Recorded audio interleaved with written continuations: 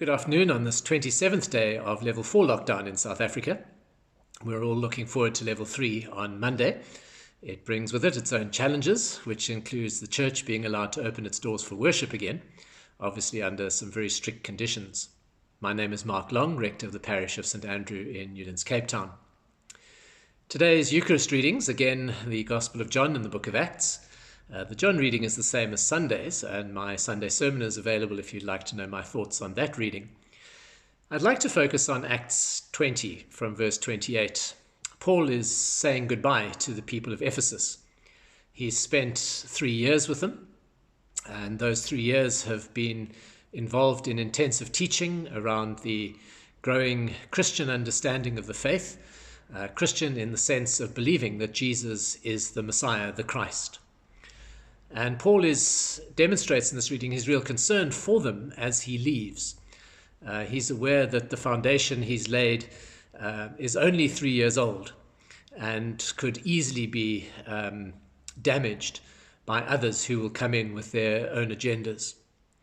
It's a reminder that in Paul's time there wasn't yet full agreement across the board as to what an orthodox belief was in terms of Jesus as Messiah.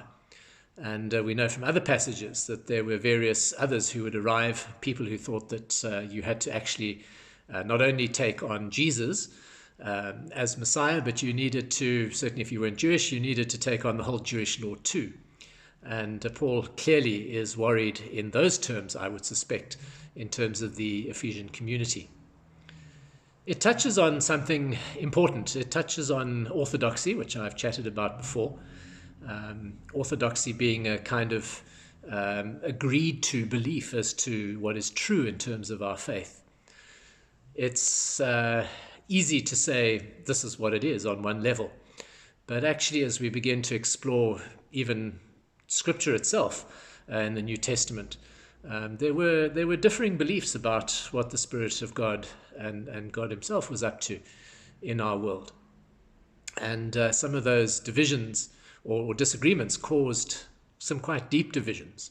And we see that just in the companions who join Paul at various points. He disagrees with some of them along the way, and they wander off and make up later on. And it really is a journey. And you and I come to the journey 2 millennia down the line. And there has been time over the centuries to come to some agreement as to what we believe God was up to in and through Jesus Christ, and what God continues to be up to in our world. It's not always easy to define.